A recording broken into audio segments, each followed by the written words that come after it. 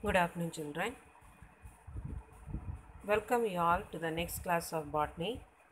In the previous classes, we were studying about cryptogams. Already we have studied what are cryptogams. They are the non-flowering and non-seed producing plants.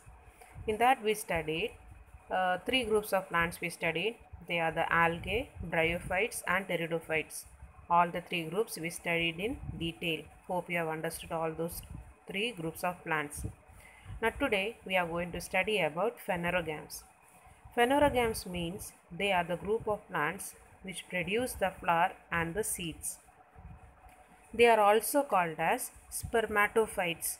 Spermatophytes, the word spermato means seed. Phytes means plants. So they are the group of plants which produces the seeds. They are further classified into two groups, that is gymnosperms and angiosperms. The word gymno means naked, sperms means seed. So here the seeds, they are not enclosed by the fruit wall, they are not covered by the fruit wall, only the seeds are present. So they are called as gymnosperms. The other group of plants is the angiosperms. The word angio means box, sperms means seed. So here the seed is enclosed by a box or the seed is enclosed by a fruit wall. Enclosed means covered. So the seeds are covered by the fruit walls. So that group of plants, they are called as the angiosperms.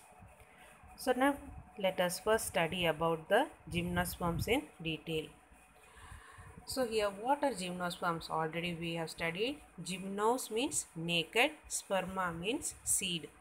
So here gymnosperms, they are the naked seed producing plant. Naked in a sense, that is the seed is not enclosed by the fruit walls. So they were dominant in the Jurassic and Cretaceous periods of the Mesozoic era. Okay, they were found in abundance during the Jurassic and Cretaceous period of Mesozoic era. The members are distributed throughout the temperate and tropical regions of the world. Now here it's a speciality what is found in this gymnosperm is the plants of this group, they produce a secretion that is called the amber.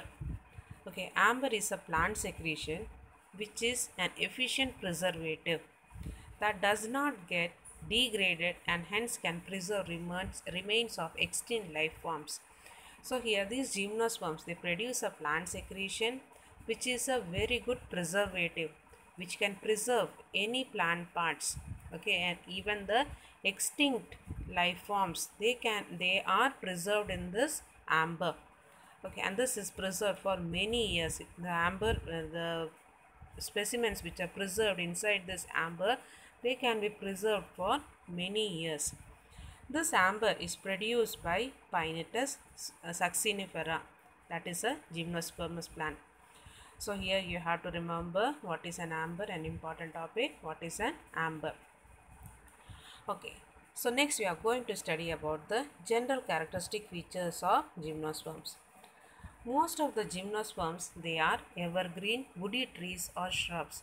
Some are lianas, example Neem. So first, gymnosperms, the plants belonging to this group, they are evergreen. That is, they are always green throughout the year. You can find they are green. Next, they are woody trees or shrubs. That is the tree trunk.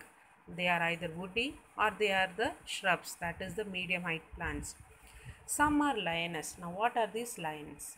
Lianas, they are said to be woody climbers. Woody climbers, you can see. That is the plant, they will be having the woody stem, but they will be growing winding around other plants. They will be growing over other plants. Okay, for what? To reach the topmost plants of the dense forest to get more sunlight. So lioness, you can say they are the climbers, but usually we say the climbers, they have weak stem, but here in lioness we can say they are the plants which is having woody stem. They wind around other tree trunks so that they can reach to the top of the plant. Purpose of this is to get more of sunlight. The roots of the plant will be present in the soil only, but only the stem, the woody trunk, the woody stem alone, they wind around other stems and they grow tall. Okay, so this group, or simply we can say lioness, they are the woody climbers. The plant body is sporophyte and is differentiated into root, stem and leaves. So already we have studied from the pteridophytes, we started studying, that is the evolution of the plants. That from the pteridophytes we have studied the plant body is differentiated into root, stem and leaves. So true root, stem and leaves are present here.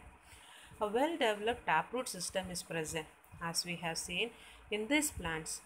Okay, in gymnosperms, seeds are produced. The seeds, they germinate, and when germinate, they give rise to the radicle, that is the young roots. Okay, these radicle, they will develop into primary roots. These primary roots develop into the taproot system. So from the seeds, we get the taproot system. Okay, so well-developed taproot system is present. There are two types of roots found in this plant. One is the corolloid roots and the other one is the mycorrhizal roots. Now what are these corolloid roots? They are the roots of cycas in cycas plants. So you can see the cycas in our school itself. We have this plant near to the principal office. You can find here in this plants the roots, on the roots of this plant, they have a symbiotic association, that is in the roots of this plant the blue-green algae, they live. Okay, and these roots, they are called as the corolloid roots. The roots of the cycas plants, in these roots the blue-green algae, they live as a symbiotic association. Symbiotic association, already we studied. What is that? A mutual relationship between the two organisms.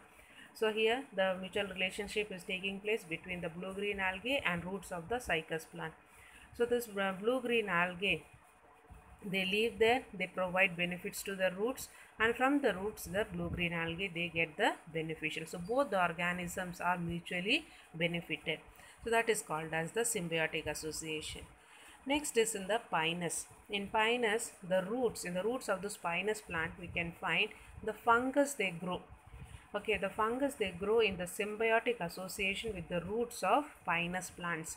So here the fungus, as you know, they are heterotrophic. They will get the nutrition from the plant. In return, the fungus will absorb the water and moisture, water and minerals, and it will give to the plants.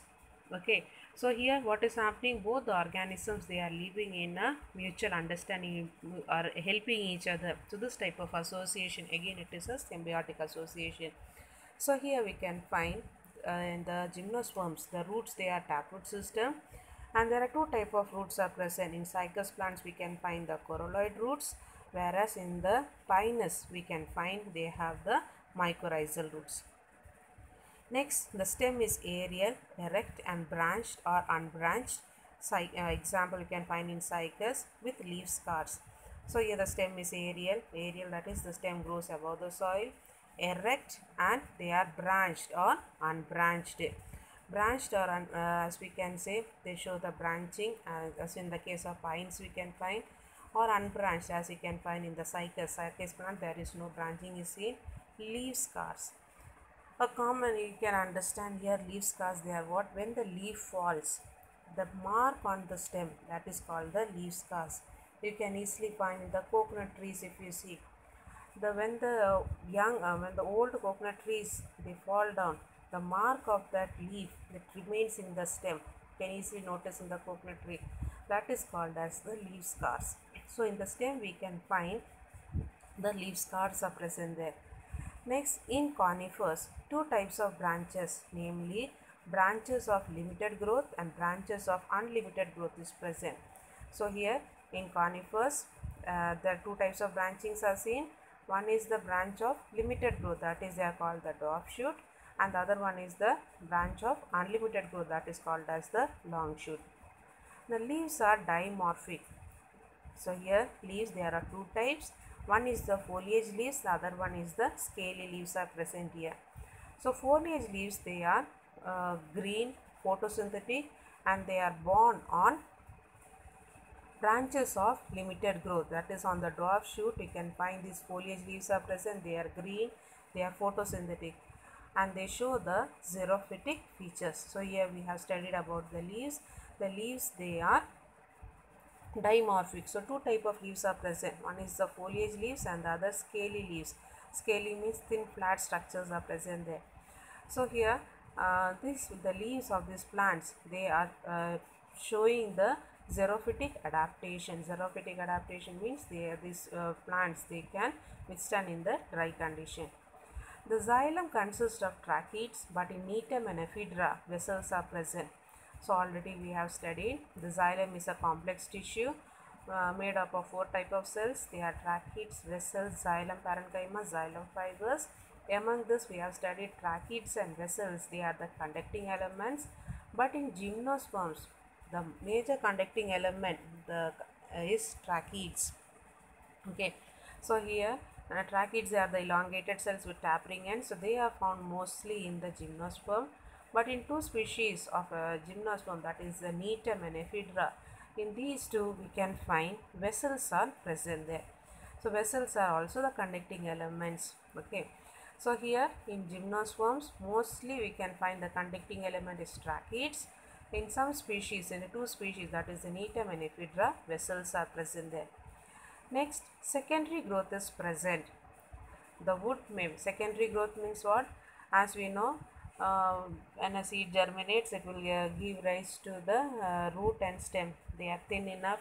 That is only the meristematic tissues. They will keep on elongating. Okay, they differentiate, divide, and they keep on elongating. Next, already existing tissues, they will grow further thickening. The lateral thickening of this root and the stem is taking place. The reason for that is the secondary growth, because of the presence of the cambium. So secondary growth is present here. The wood may be monoxylic or they may be pycnoxylic. Now monoxylic woods, they are porous, soft, more parenchyma with wide medullary rays. Now first let's understand what is medullary rays. Already we have studied in the vascular bundles.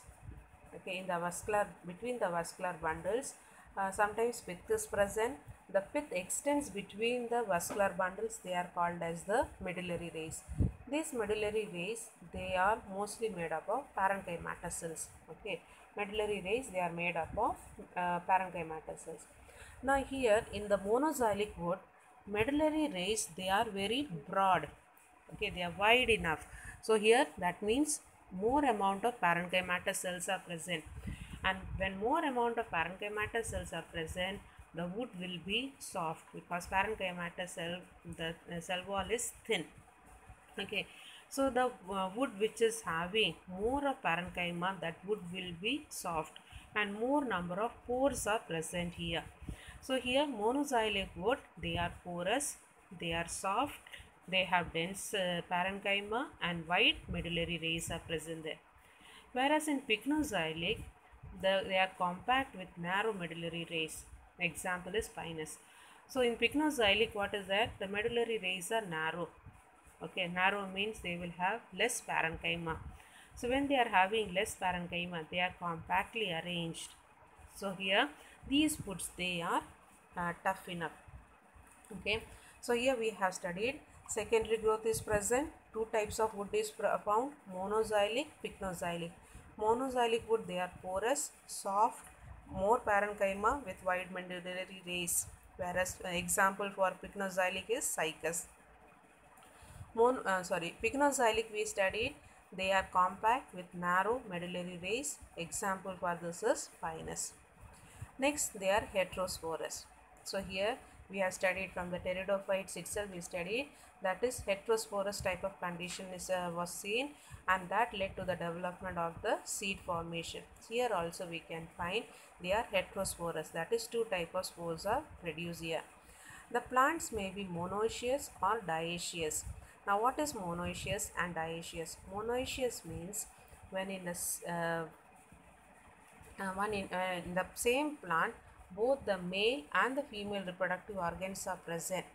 Okay, when the male and the female reproductive plants are present in the same plant, then it is said to be monoecious. Dioecious means male reproductive organ will be present in one plant and female reproductive organ will be present in another plant. Then it is called as dioecious. So here we can find the pinus plants, they are monoecious, whereas cycas they are dioecious. Next, microsporangia and megasporangia are produced on microsporophyll and megasporophyll respectively. So here already we have studied microsporophylls. They are what? The leaves bearing the spores. Okay. So here microspores they are having the microsporangia and megaspores they are having the megasporangia. The male and female cones are produced as we have studied this sporophylls. Sporangias they are arranged in the form of a cone. Okay. So here male and female cones they are produced here separately. Anemophilous pollination is present. Anemophilous means pollination by wind. So in the gymnosperms, the pollination is by wind. Whereas in the pteridophytes, bryophytes, and we have studied the pollination is with the help of water. Water is the agent for pollination there. Whereas in gymnosperm, the pollinating agent is wind. Fertilization is siphonogamous and pollen tube helps in the transfer of the male nuclei. Now, fertilization is siphonogamous. Siphonogamous means what? The pollen grains they will germinate and they will give rise to the pollen tube. This pollen tube will carry the male gamete towards the egg for fertilization. So, this is mode is called, this method of fertilization is called as siphonogamous. Okay, so siphonogamous, as I told you, siphonogamous means the pollen grain they will germinate, they will give rise to the pollen tube. This pollen tube will carry the male gametes towards the egg for fertilization. So fertilization is siphonogamous and pollen tubes help in the transfer of the male nuclei. Next, polyembryony is present. Polyembryony means presence of many embryo. The naked ovule develops into the seed. So here from the ovule the seed is developed. The endosperm is haploid and developed before fertilization. Now here only one fusion is taking place. The one male gamete will fuse with the egg. Okay, and the second triple fusion is not taking place. As a result, the endosperm is haploid and it develops before the fertilization. The life cycle shows alteration of generation. The sporophytic phase is dominant and gametophytic phase is highly reduced. So here you can see few diagrams will be given there. Next we are going to here you can see in the diagram the taxus is given and ginkgo is given. The two gymnosperms are given there. Next we are going to study about the comparison of the gymnosperms. So comparison of gymnosperms with angiosperms. Now gymnosperms they resemble with angiosperms in the following features. So here already as I told you, gymnosperms means they are the naked seeded plants, whereas angiosperms they are the seeded plants which are enclosed, the seeds are enclosed by the fruit wall. So what are the resemblance between these two we are going to study now. So presence of well organized plant body which is differentiated into root, stem and leaves. So here in both gymnosperms and angiosperms the plant body is differentiated into root, stem and leaves. Next, presence of cambium in gymnosperm as in dicotyledons. As we have already studied, secondary growth is seen here, and the secondary growth they help in the thickening, lateral thickening. So here in the gymnosperms as well as in the dicotyledons they are the angiosperms, they both contain the cambium. Next, flowers in Neetum resemble the male flower of the angiosperm. So Neetum we have studied it is a gymnosperm. The male flower, the flower in the Neetum it resembles with the male flower of the angiosperm. The zygote represent the first cell of sporophyte. As we have studied, zygote is formed by the fusion of the male and the female gamete. This is the first cell of sporophyte in both gymnosperms as well as in angiosperm. Now, presence of integument around the ovule. So, there is a protective covering around the ovule in both gymnosperm as well as angiosperms. Both plant groups they produce the seeds. Both gymnosperm and angiosperms they produce the seeds. Now, pollen tubes help in the transfer of the male nucleus in both. So, as we studied siphnogamous type of fertilization. So, here that is the pollen tube helps in the transfer of the male gamete. This is seen in both gymnosperms as well as in the angiosperm. Next is the presence of U-stele. Now, what is U-stele? Already we studied when we were studying about the types of stele. U-stele means when the vascular bundles. Now, what are these vascular bundles? Collateral vascular bundles, that is the phloem and xylem, they are present together as a bundle, and these vascular bundles, they are arranged in the form of a ring around the pith. This type of arrangement is called as the U-stele. So, vascular bundles, they are arranged in a ring, in a neat ring pattern, they are arranged around the pith. Then this type of arrangement is called the U-stele. So, this U-stele type of arrangement of vascular bundles is seen both in dicots as well as in the gymnosperms. Now, these were the comparison similarities between the angiosperms and the gymnosperms. Next, we are going to study about the difference between gymnosperms and angiosperms. So, first difference between the gymnosperm and angiosperms, if you see, vessels are absent except netails. So, in gymnosperms, vessels are absent. Vessels we studied, they are the conducting element. Only in the netails you can find the vessels are present. Whereas in both the conducting element in a gymnosperm is the tracheids. Tracheids are present, vessels are absent. Whereas in angiosperms, both tracheids and vessels are present. Next, gymnosperms, they lack companion cells. Now, what are these companion cells? Again, phloem is a complex tissue. Phloem is made up of 4 types of cells: sieve elements, companion cells, phloem parenchyma, phloem fibers. Okay. So, here in the gymnosperms, these companion cells are absent. So, here the sieve plates, they are the sieve tubes, they are elongated. Along with the sieve tubes, they have the companion cells. The companion cells are, they are the elongated parenchymatous cells. They provide nutrition to the sieve tubes. In the case of gymnosperms, these companion cells, they are absent. Whereas in angiosperms, companion cells are present. Ovules are naked. Ovules are enclosed within the ovary in angiosperms. As we have already studied in gymnosperms, the ovules are not covered by the ovary wall. So, we call it as a naked ovule. Whereas in angiosperms, ovules are enclosed with the ovary. Next difference between gymnosperm and angiosperm is based on the pollination. So, here in gymnosperm, only wind pollination is possible. Whereas in angiosperm, insects, wind, water, animals, etc., they act as the pollinating agents. Next, gymnosperms, double fertilization is absent. Double fertilization means what? As we know, the first male gamete will fuse with the egg, another male gamete fuses with the secondary nucleus. As we already studied here, in the gymnosperm, double fertilization is absent. Okay, that is the fusion of the next male gamete with the secondary nucleus is not taking place. As a result, we have studied endosperm is haploid. So, here we studied double fertilization is absent in gymnosperm, whereas in angiosperm double fertilization is seen. Next, endosperm is haploid. Now, here endosperm is haploid and it is developed before the fertilization. But in angiosperm, endosperm is triploid. As we have studied, one male gamete will fuse with the secondary nucleus. Okay, so 2 nucleus plus 1 male gamete nucleus, so altogether 3 triploid. Triploid condition is seen. In angiosperm, endosperm is triploid, whereas in gymnosperms, endosperm is haploid. Fruit formation is absent in gymnosperms. As we already studied, the seeds are not enclosed by the fruit wall, so no fruit formation. Whereas in angiosperm, fruit formation is present. In gymnosperm, flowers are absent, whereas in angiosperm, flowers they are present. So these are the differences between gymnosperms and angiosperms. Earlier we studied about the comparison. Both the topics, they are important one.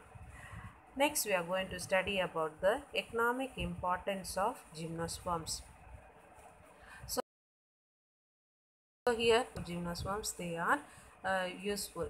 So first one, Cycas circinalis or Cycas revoluta, they yield a plant product, that is the sago, which is starch used as a food. Next, Pinus. So here sago we can say uh, daily we are using at home. Okay, next Pinus gerardiana, that is the roasted seed. They are used as a food. Next Abies balsamea, that is the resin. Resin, it's an extract from the Canada balsam plant. This is used for making a permanent slides. Okay, to fix up a section of any plant what we have made. To make a permanent slide, for that we are using this resin. So it is obtained from the Canada balsam plant. So here next is Pinus insularis and Pinus roxburghi, that is the rosin and turpentine. Paper sizing and varnishes they are used. Next Araucaria, Picea and Phyllocladus, there the tannins are obtained. The bark yield tannins are used in the leather industries. Next Texas brevifolia, that is a product is the Taxol and it is used in cancer treatment.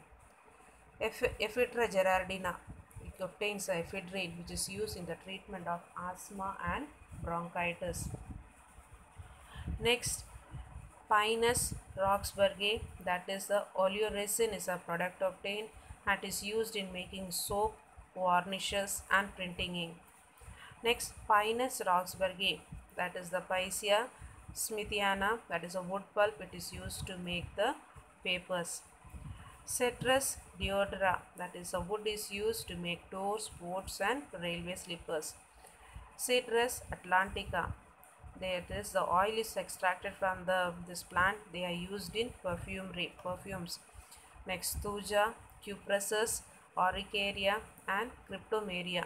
They are whole plant is useful because they are acts as a ornamental plant. Ornamental plant means they are very beautiful. The external morphology is attractive. So they are used as a decorative plant, or they are used for the floral decorations. So these are the economic importance of gymnosperms. Next we are going to study about paleobotany in India.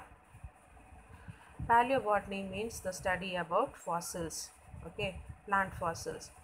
The National Wood Fossil Park is situated in Thiruvakkrai, a village of Villupuram district of Tamil Nadu. Now here we can find in this wood fossil park, we can find there are numerous uh, wood-like structures are present. Actually, they are the fossils.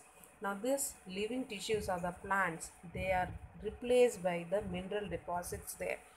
The park contains petrified wood fossils approximately 20 million years old. So here in this park we can find there are the fossils of the plants are present there, which is about 20 million years old. And here these this living tissues, they are replaced by the mineral deposits there. That is why they called as petrified. Petrified means layer by layer the mineral deposits are taken place. Now here these fossils, they are not formed as an entire plant. The entire plant is not preserved there, but we can see there are pieces of plant. So as a result, they are said to be formed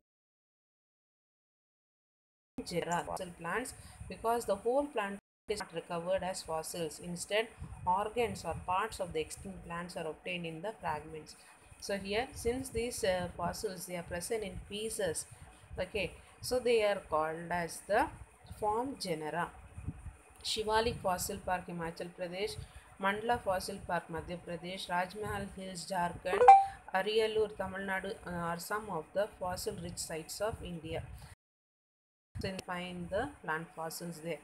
Some of the fossil representatives of different plant groups are given below. They are the fossil algae, Paleoporella, dimorphic siphon, fossil bryophytes, that is Naiadata, Hepaticitus and Mucites. Next you can find fossil pteridophytes. Fossil pteridophytes you can say Cooksonia, Rhynia, Bargwanthia, calamites. Next fossil gymnosperms, Medulosa, Lepidocarpon, Williamsonia, Lepidodendron. Now, angiosperms fossils you can find Archaeanthus and Furcula. So these are the plant fossils we can find the names of the few plant fossils. Now here you can say the father of Indian paleobotany is Professor Birbal Sani. Okay, he described fossil plants from Rajmahal hills of eastern Bihar. So here are some of the form genera. So form genera already we studied. They are what the fossils are found, but they are not of the whole plant is not preserved. Only the parts are preserved. Okay, so they are called as the form genera. Next, you are going to study next phanerogams or the spermatophytes, that is the angiosperm. In the previous section, in the characteristic features of one of the spermatophyte, that is called the gymnosperms, we studied here. Spermatophytes, they also includes the plants bearing ovules enclosed in a protective cover called the ovary. Such plants they are called as the angiosperms. They already studied this. They constitute major plant group of our earth and are adapted to the terrestrial mode of life. This group of plants appeared during the early Cretaceous period. So here we have studied in the Jurassic period, we found the gymnosperms.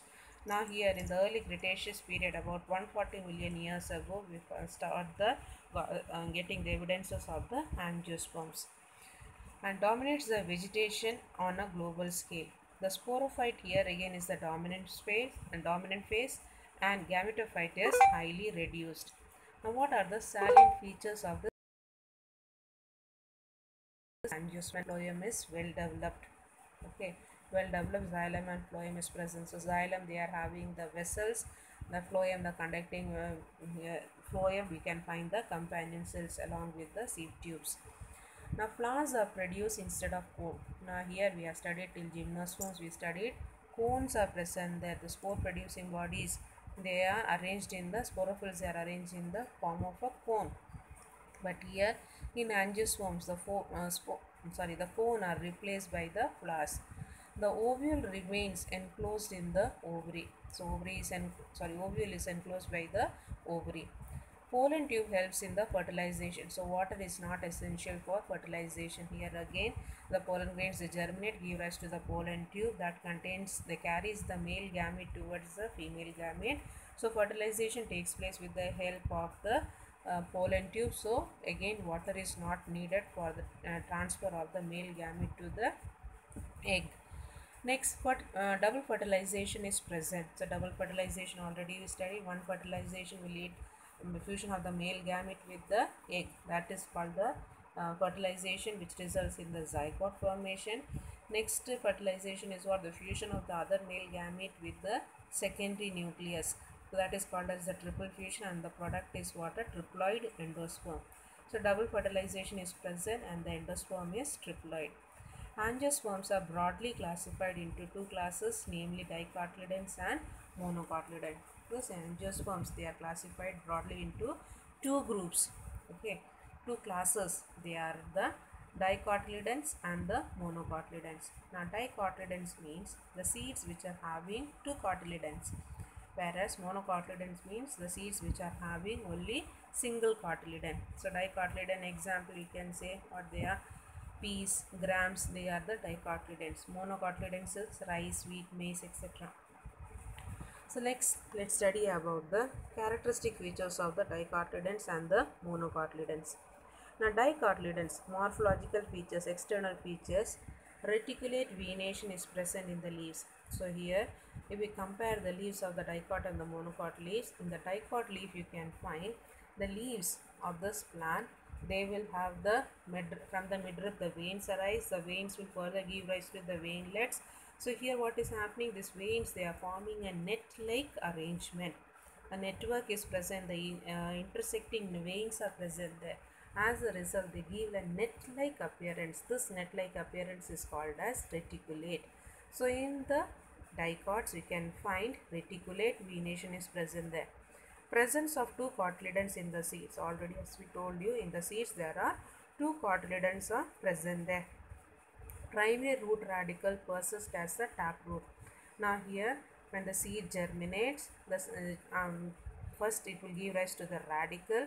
which will grow by under the influence of the gravity. It will grow towards the soil, and this radical will develop into the primary root. This primary root will further develop into the taproot.